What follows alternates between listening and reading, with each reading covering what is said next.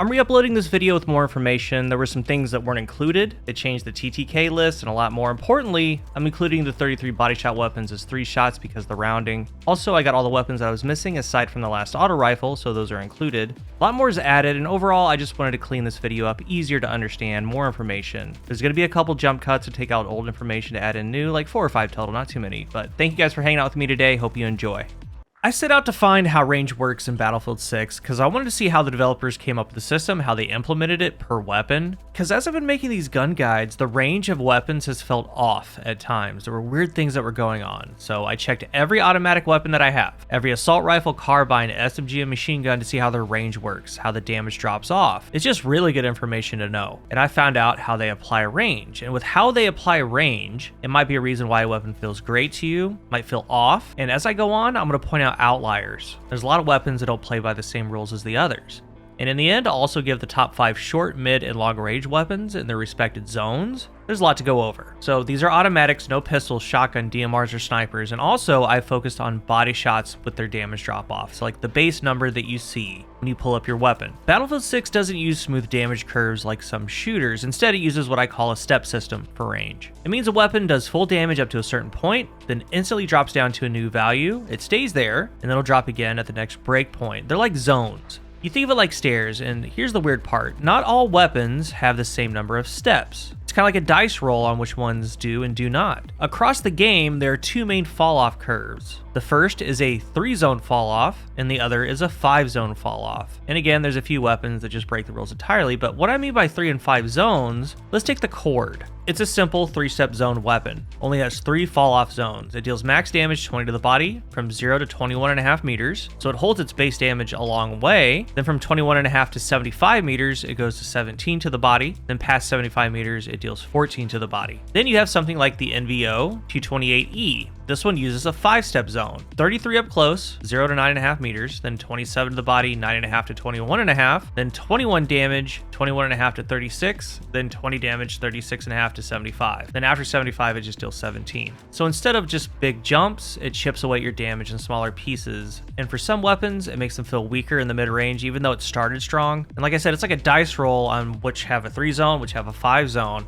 So from here, let's go class by class. Assault rifles, carbines, SMGs, LMGs. See who shares the same zone patterns and who stands out as an outlier. And remember, a soldier's health is 100 points. So if a weapon deals 25 damage, the bullets to kill is 4. And I have these weapons paired by body shot damage. And then next to the weapon, I have the RPM. And higher the RPM means faster the TTK. But the goal here isn't just the fastest weapon. I will talk about that at the end for those that want to know, but it's about understanding the zone patterns, who shares the zones, and what stands out as different. So with the assault rifles,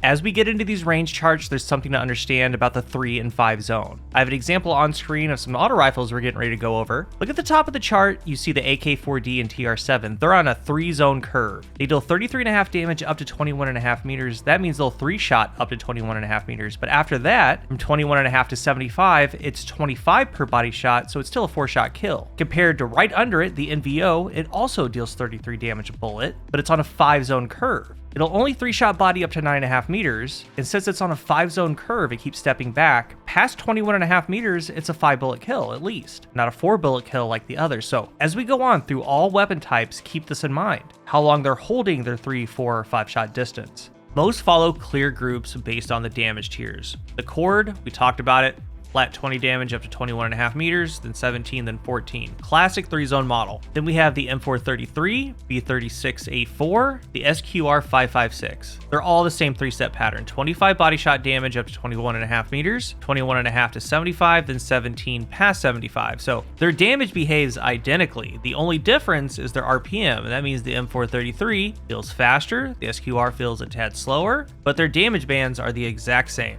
We have 33 damage ARs, the TR7 and the AK-4D, a shared model, 3-zone fall-off.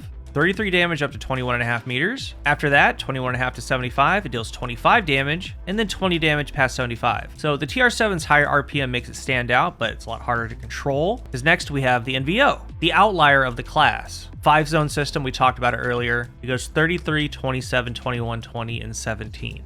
Scales gradually, unlike the big jumps, and in a way, it does feel a little bit smoother, but it becomes weaker in those mid bands. It needs 5 shots instead of 4. Like, you compare that to the TR7 and AK-4D, same damage profile, but those can 4-shot up to 75 meters. The NVO can't, it takes 5. Next are the carbines. Some follow the standard models, others break the rules. We have the 20 damage AK-205, 5-step zone, drops hard, fast, and often. It's a clear example of just a weak scaling weapon, but in the review I talked about this and where its strength truly lies. We have the 25 damage group, also 5-step zone, the M4, GRT, and QBZ. They're consistent across the board with the RPM separating them. Like, the M4 is so good. Starts at 25, then 21, 18, and 17, 14. That brings us to the M277, an outlier. It breaks the rules completely. It's 25 flat damage up to 75 meters. Then beyond 75 meters, it deals 20. So there's just 2 zones. Up to 75 and past 75. It stays a 4-shot kill anywhere under 75 meters, and past that, it's only a 5. It makes it one of the strangest outliers in the game, and if you level it up and can control it, it's extremely consistent. I'm going to be making a review on it next week. Then the 33 damage group, the M417, SG5, and the new SOR 300SC. Couple variants of the pattern. The M417 uses the full 5-step curve, 33, 27, 21, 2017. And the SGR and SOR, slightly different, 33, 25, 2017, and 14. Both drop faster than the auto rifles. Since it's on a 5-step curve, doing 33 base damage, their 4-shot distance isn't as far as some of the auto rifles. So in all these cases, it's up to RPM, attachments, and feel. Next, the SMGs. They're short range, but again, there are shared families and outliers. And when the damage fall off happens with an SMG, it's sharper. We have the PW782 deals 17 damage. It's a very simple one. It's the only 3-zone model, which is actually pretty good. To me, it makes it sneaky good, consistent. Does 17 damage up to 21.5 meters, then 14 damage 21.5 to 75, and after that it's just 12. But it's very consistent because it's a 3-zone model. We then have the 25 body shot damage SMGs, the KV9, SGX, the PW5A3, and the last SMG unlocked, the SL9. All of these share the same 5-zone carbine style curve, 25 damage up to 9.5 meters, then 20 damage 9.5 to 21.5. Then 17, 14, and 12. KV9 is the fastest fire rate in the game, so it looks broken, but it has ammo issues. But all 4 of these structurally share the same exact damage fall-off curve. Attachments, magazine, RPM with ease of use, the precision stat, all comes into play. Another 25 body damage SMG is the UMG-40, but this one steps slightly different. Starts at 25 damage, 9.5 to 21 meters, goes to 21, then 18, 17, and 14. Small changes, but it stretches its mid-range power a little bit further. It's a very good weapon. USG-90, 20 base body damage. It uses a 20, 18, 15, 14, 12 5-step curve. It's a weaker SMG curve, closer to the AK-205, but this thing is accurate, can be very accurate with attachments, and has a 50-round base magazine. Never a bad thing. Then finally, we have the big outlier, one of the best weapons in the game, the SCW-10. It has ammo issues starting off, but it's worth it. It gets better and better as you rank it up. This is the only 33 body shot damage SMG. It fires at 800 RPM, so it's a lightning fast TTK up to 9.5 meters. It's a 3 body shot. It's a 0.15. It then drops to zone 2, 25 damage for a 4 bullet kill, 9.5 to 21.5 meters for a 0.225. Extremely good. Finally, the machine guns. It's where things get interesting. The 25 damage LMGs, the L110, DRS, M123K, and the KTS all have a 3-step curve. 25 damage up to 21.5 meters, 20 damage, 21.5 to 75, then past 75, 17. The M123K feels a little bit faster because of its 830 RPM, but structurally they're identical. The 33 damage LMGs, the M60 and the M240L, they mirror the high damage assault rifles. These follow a 33, 25, 20, so up to 75 meters is a 4 bullet kill. But the RPK is the only 5-zone weapon. It deals 33 base damage. It goes 33, 27, 21, 2017. It's extremely rewarding with headshots. As the synthetic rounds, it can 2-shot 0 to 9.5 meters, and that's pretty much why they place it in this band. It's the only 5-zone machine gun. And then we have the biggest outlier in the game, the M250. It is 25 damage at all ranges. There's 0 fall off, always a 4 bullet kill. That means with headshots, it's always a 3 headshot. Because for this particular LMG, there's rounding. It actually deals 34 to the head. So it's just enough to get it to the threshold of being a 3-shot headshot. And not all machine guns can go semi-auto. This one can, so you can tap fire it. Use it like a DMR, and you know your damage. And I can't wait to dig into this thing more. Honestly, it's kind of nuts. So I do have top 5 TTKs by range, and I'm doing it on the 5-step curve. And this is updated.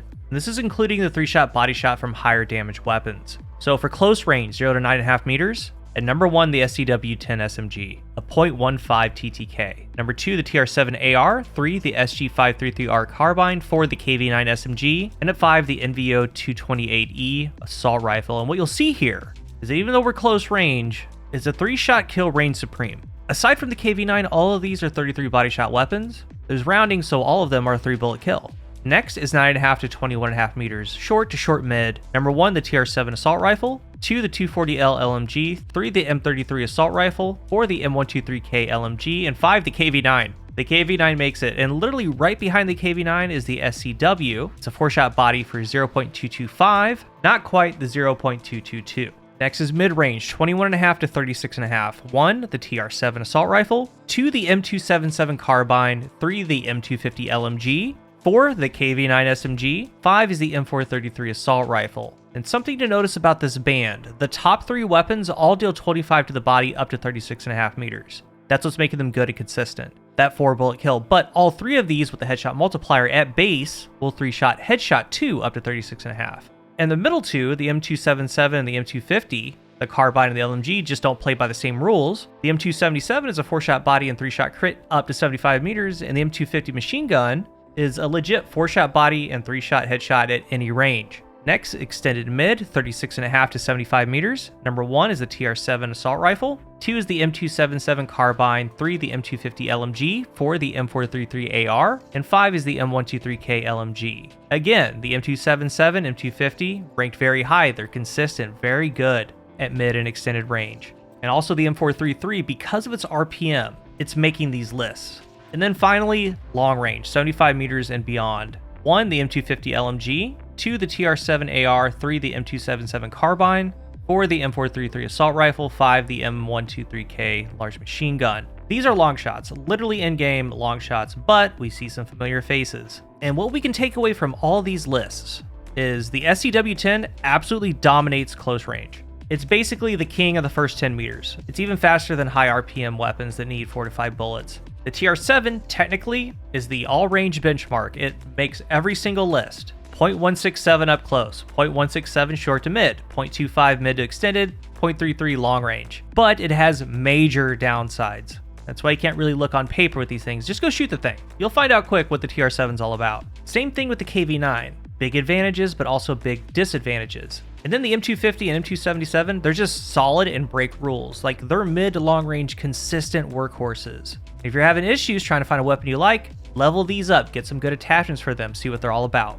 And the bottom line is, do you want consistency? The 3-zone weapons are your best bet. Like, look at the RPM, the 4-shot, 5-shot kill distance. Do you want exceptions that feel powerful but situational, like some of the 5-zone weapons, getting a 2-shot 0.5 meters with the RPK? Do you want the pure outliers like the M277, the NVO, the M250? But going through the range system, it's actually really simple on paper, but the step patterns, the bullet counts, what weapons they place certain curves on, the RPM, all of it combined to make certain guns shine. And it makes other ones shine in some areas and excel in those areas, but not others. So do you prefer the reliability of a standard 3-zone, or do you like the unique feel of an outlier or a 5-zone? Let me know down in the comment section. And if you have found the breakdown useful, drop a like, subscribe for more Battlefield 6 deep dives. And if you're already subscribed, thank you so much for your support. And I thank you guys for watching. Until the next one, I am CoolGuy.